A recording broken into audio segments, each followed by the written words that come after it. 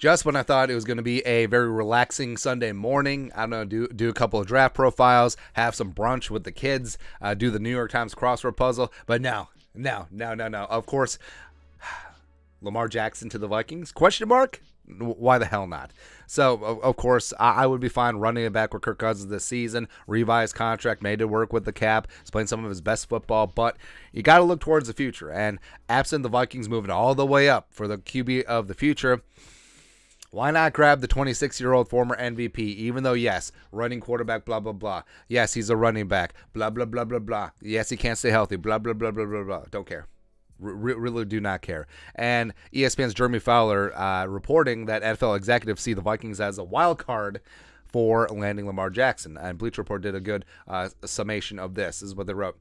As the Baltimore Ravens continue to wait for a resolution to Lamar Jackson's contract situation, there are potential options available to the former NFL MVP to sign an offer sheet. Remember, not exclusive franchise tag, signs an offer sheet. If the Ravens don't match, the other team gets 2 first-round picks or a negotiation for compensation. Appearing on SportsCenter, ESPN's Jeremy Fowler noted that there hasn't been a firm offer sheet presented to Jackson at this point, but the Tennessee Titans and the Minnesota Vikings could emerge as suitors. Blah, blah, blah, blah, blah, blah, blah, blah, blah, blah, blah. So he talked to a bunch of executives, seeing what they might do. Blah, blah, blah.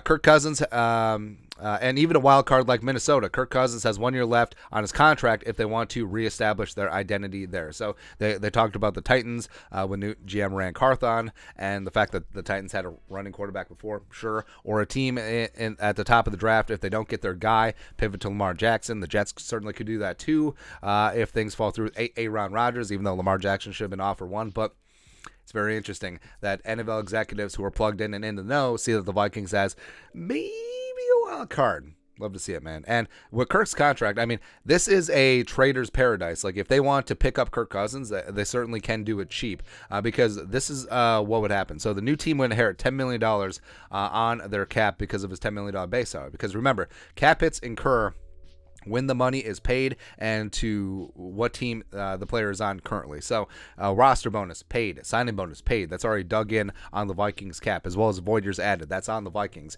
So the new team only inherits the $10 million base salary, which is a hell of a deal. And the Vikings would eat $10.25 million dead this year and $28.5 million dead in 2024 as part of the void years. Now, if they traded for Lamar, and they traded Kirk, and they paid Lamar, they'll have to get certainly creative in 2024, although Kwesi and Brzezinski have been clearing out a lot of 2024 and 2025 cap space. And even with extensions to Jefferson and TJ and Darisaw, it is doable. Like, it is feasible and viable that they could get something like this done. And yes, Jefferson is priority one in pulling off a deal like this because he loves Kirk, yes, but Kirk is not going to be his quarterback forever. And Lamar does have a reputation of like, oh, Lamar is so inaccurate. That's why his receivers are garbage. Maybe his receivers are garbage to begin with. Sorry he couldn't turn Hollywood Brown into Jefferson. So sorry, man. Also, Greg Roman, no, absolutely not. But Jefferson, who Kwesi and Kevin O'Connell had said is going to be in on team building, like, they got to run by him because I don't know if Jefferson would sign a long-term extension if he's not happy or if he's not positive about the quarterback situation going forward. And hell, maybe this could work because, frankly, Lamar Jackson has never had a wide receiver like Justin Frick and Jefferson. And if you're bringing Lamar, you're going to have to overhaul the entire offense. So we're talking about a lot of RPOs. We're talking it's going to look like the Philly offense, which is perfectly fine. Because guess what? The threat of RPOs and the threat of Lamar Jackson running is going to open things up even more for Justin Frick and Jefferson downfield.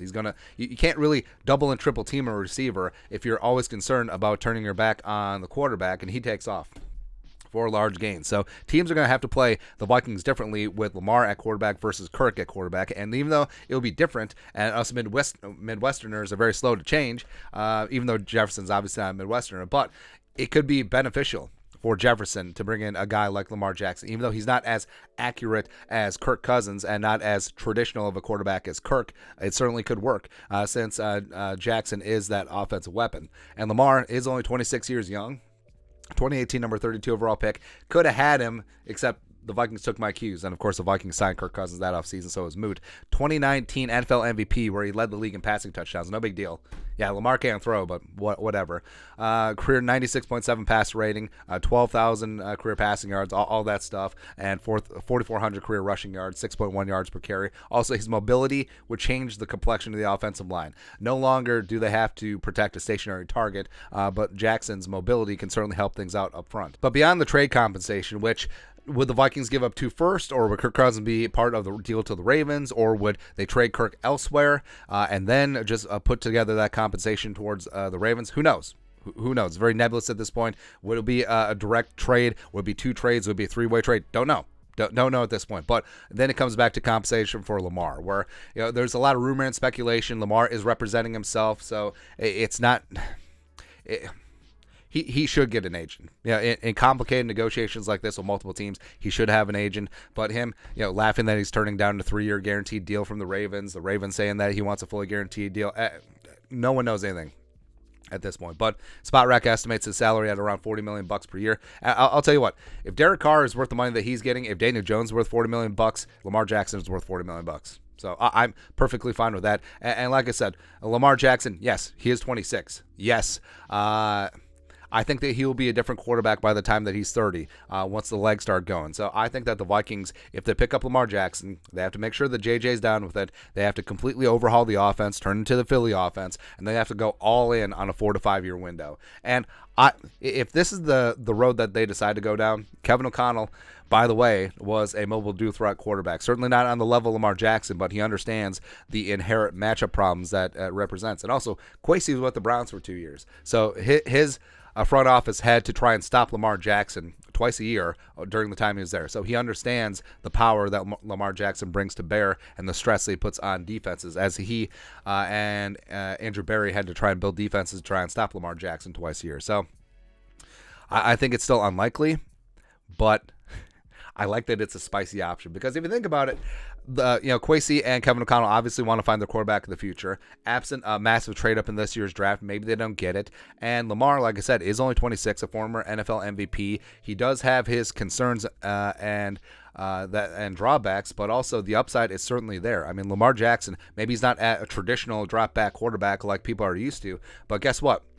He would transform the Vikings offense. It would be one of the most dangerous offenses in the NFL. Him and JJ and KJ and TJ and Josh Oliver reunited, and it feels so good. The offensive line would magically get better. Their stats would be a lot better. Running backs with running quarterbacks magically have their yards per carry increase, and they magically have larger running lanes because defenders have to be on skates because they're concerned about the quarterback taking the ball too. So it would be spicy. It would be spicy, man. And I wouldn't necessarily put it by Kwesi, because Kwesi don't give an F. And Kwesi's going to make moves that he thinks are going to improve the football team. Damn public opinion.